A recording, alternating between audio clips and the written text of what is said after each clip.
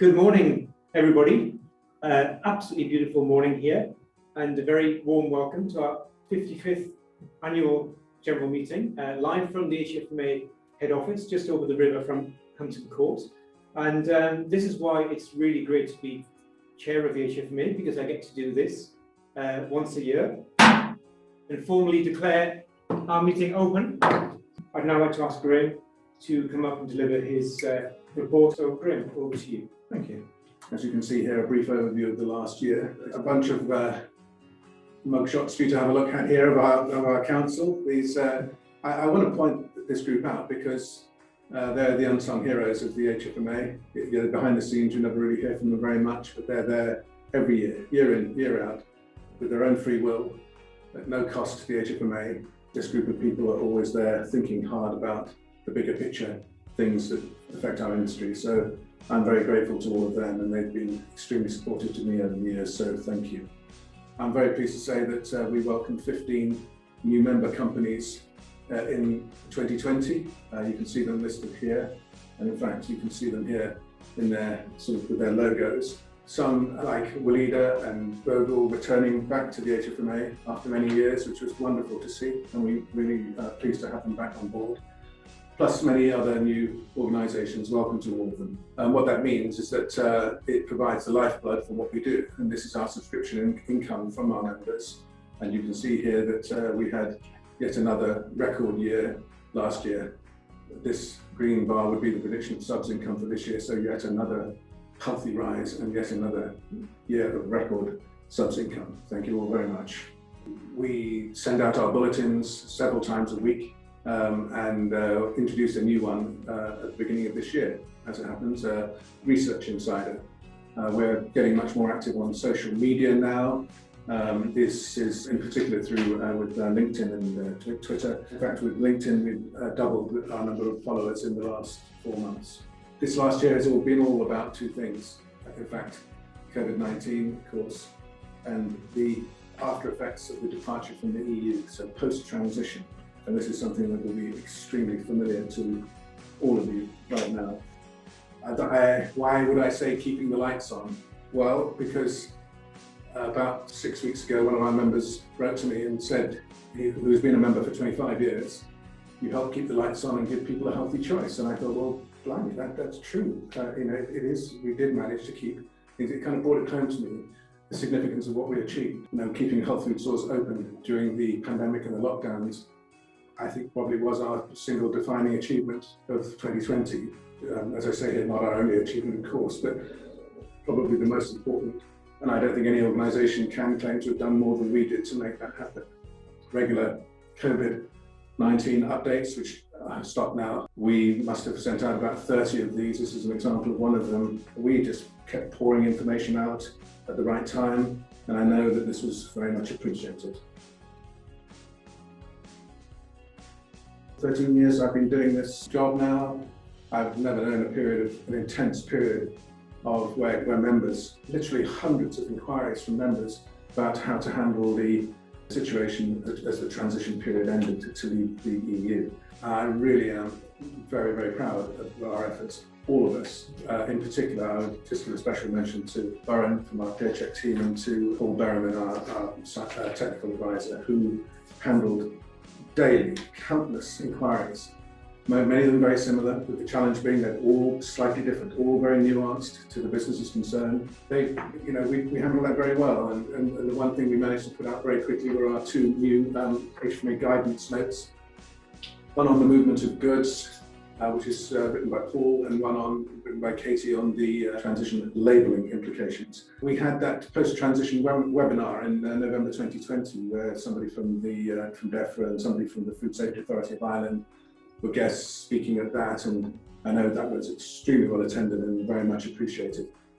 Of course, there are the ongoing day-to-day issues, and these are some of them. There's a new project that I'm very, very much involved in, which frankly I'm helping to drive, which is a business expert group formed a subgroup called the Probiotic Working Group, and that group has been meeting almost weekly.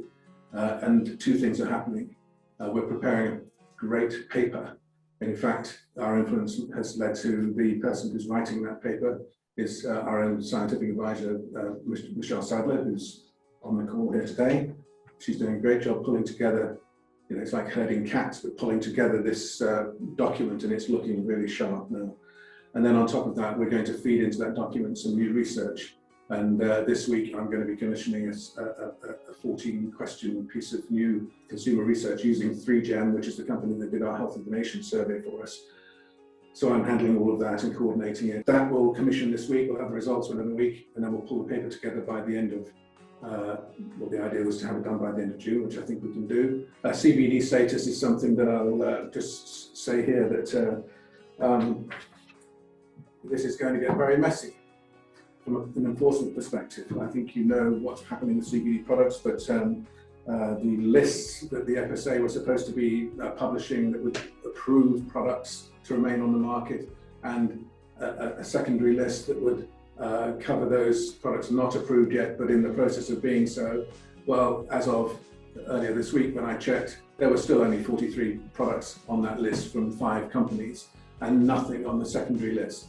So, that means that technically there are thousands of products on the market that are illegally on the market, in theory, and therefore enforcement could take action. But how does enforcement take action when it doesn't know who to take enforcement against? So this has all got to be figured out, but this is, as I say, going to get very messy. We've got the titanium dioxide ban. That is a massive concern to a lot of our member companies, and certainly our largest contract packers, for example, like Thomson Capital and Eurocaps and so on, and also some of our largest brands like Robert's brand, Vitibiotics and others to them. And we're calling for an 18-month to 3-year transition period for transitioning over to products not using titanium, resolve this. And of course now, just this past week, the same thing is happening for ALA, alpha lipoic acid. It has a negative EFSA opinion. You can just see what's coming down the track, and then what's to come. What are the next 10 things that are going to come? It's going to happen, and this is going to be our battleground for the next 2 years, I would say. So I'm not going to say anything more now. Of course, if anybody wants to know anything more about anything that I'm talking about, you just get in touch with me. I'm very happy to let you know what's going on. You'll see in the mail out tomorrow an update on that ALA problem. That will be one of the items. I wanted to say a little bit about Healthy Does It. This was one of our two key initiatives that the Council agreed to undertake last year, and we launched, as you know, Healthy Does It, this new website, and it's really beginning to get some traction, and we're now featuring the campaigns that I'll talk about in a moment. There's this great search function, so we tell consumers about the products that we produce, not named, of course, no brands, no companies, it's all completely anonymized. And then they can go and look for their nearest health food store. And there's a great search function. If you haven't checked it out, go and check it out. It really works. What I decided to do was conduct a member survey. We hadn't done one since 2017. And we've just completed a new member survey, and I just thought you might like to see some of these ones in the circles at the bottom. Strongly agreeing that the HFMA is proactive, 100%. Everybody, 100%. 95.1% saying that we have an important role to play in maintaining industry standards, and then with 92.5% doing a good job in difficult circumstances. They can forget all the other questions, just ask one question, and it's this one: how likely are you to recommend whatever it is? In this case, how likely are you to recommend HFMA membership to a non-member company? And 82 people gave it 9.1 out of 10. Road Communications actually suggested putting ourselves forward for a couple of awards this year in the Association Excellence Awards. And so we decided to do that. So we entered in 2 categories. One was the best lobbying campaign or advancement of the cause during COVID-19. Well, you can imagine what that said. I've been telling you about it this morning. But also the main one, the UK Association of the Year. And I'm delighted to say that we were shortlisted for both of these awards, the sort of organisations that we've been shortlisted alongside. So this is my final slide. And you can see here that we're up against the likes of the Railway Industry Association, Solar Heat Europe organisation, and so on. These are, it's a very diverse group of organisations, and it's just great to see our organisation named amongst all of those. So just to conclude, I really did always hope that we would sort of emerge from this thing in good shape, so that we could move forward with real confidence. And I think a number of things tell us that we can do that, not least the numbers from our Health of the Nation survey. So I'm pretty confident in saying that it's onwards and upwards from here on in, and we'll be there every step of the way. And my colleagues and our team behind the scenes who work so hard on your behalf will just keep doing what we do. Thank you very much. Thank you, Graham. The HFMA has changed beyond all recognition from 21 years ago, and I'm delighted to say that its finances are in a healthier state than ever before. As you'll see from the table here, we made a pre-tax surplus of £18,700 for the year, and this was driven by a very healthy rise of 6.6% in member subscription income, a new record for the association, and an overall rise in income in total of 8.9%. It is very pleasing to see that the HFMA is now more representative of the industry than ever before, and interest in membership continues to be strong. But it remains the case that we need more companies to engage with the HFMA to help secure our future, and not leave it to you, the HFA members, to support and care for this great industry. This has never been more evident than right now, as we see a significant support and help given to our members throughout the COVID-19 crisis over the last 15 months and into the future.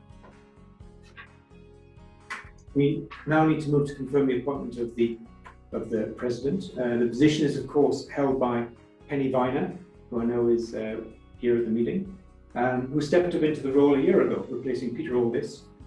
So, Penny has confirmed her wish to stand as our president once again, and this will be the absolute strong and firm recommendation of your council.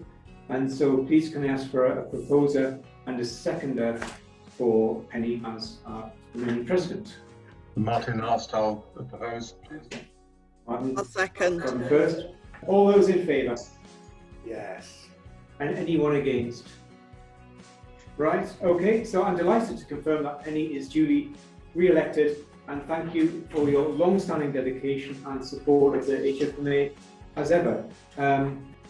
Okay, thank you very much indeed. So I'm delighted to confirm that Robert is duly elected as our new vice president. Wow. Congratulations. Wow. I'd shake his hand, but at the moment it's a bit shaky. Hand. The Healthy Does It Volunteer Writer of the Year Award, followed by the HFMA Health Journalist of the Year Award, and then the Maurice Hanson Award of Honour. The Healthy Does It Volunteer Writer of the Year Award. And I'm delighted to announce that this brand new award goes to Laura Higgett. That's some virtual applause, please. So we come to the Health Journalist of the Year Award. It gives me great pleasure to announce that the winner this year is Faye Smith, everybody. Congratulations. Right, so we now move on to our most prestigious award. This is the really exciting bit. This industry's greatest accolade, which is the Maurice Hanson Award of Honour. And without further ado, it's my great pleasure to tell you that the winner in 2021 of this honour is, just keep you waiting for a second, Jenny Akers, ladies and gentlemen. And I know that Jenny was rather shocked and surprised when Graham called her with the news of this award, but it was absolutely Council's unanimous decision that Jenny should be recognised in this way. And I'd like her to come up, please, and receive the accolades. Well, thank you most, very, very kind words. As you said, I was somewhat embarrassed and somewhat shocked when I got the call, but it's wonderful to be thought of in that way. Thank you very much indeed. So really, after 27 years, as you have mentioned, who'd have thought that working for 27 years at HFMA would lead to this? I'm delighted. I'm honoured, but also humbled, obviously, to be in such eminent company as is on the wonderful silver plate. Looking back over this period, it's hard to imagine that there's been a more dramatic or eventful time in the history of this trade association, or a time when we've stepped up more strongly to meet the challenges on behalf of you, our members. As we've heard, during the COVID crisis, the HFMA has stepped up more strongly than ever in our history to protect the natural products industry. As we've heard, this included our successful campaign to keep health stores open, and critically, the manufacturers, businesses, and supply chains that serve them. Like many, I believe that our products have never been held in higher regard, something that Tom mentioned. They've never been held in higher regard than right now, by the public, by the scientists, and we hope by regulators too. But as we've also heard, there are many challenges ahead. As our executive director's report alluded to, there are many serious regulatory issues emerging on the horizon, really at an unprecedented rate. But I can assure you that the HFMA has never been in better shape or more focused and ready for the challenges ahead. So we know from our brand new Health of the Nation survey that we heard, over 70% of the UK population now take a supplement. It's just staggering, 70% of the UK population now take a supplement. And out of those, an incredible figure, 20 million adults now take supplements on a daily basis, 20 million adults. And a few years ago, I said, for decades, the standard approach to health has been like putting an ambulance at the bottom of a cliff. Now, as I sat down as your chair, I can truly say we've helped the nation to build a fence at the top of that cliff instead. So thank you very much, ladies and gentlemen. Thank you.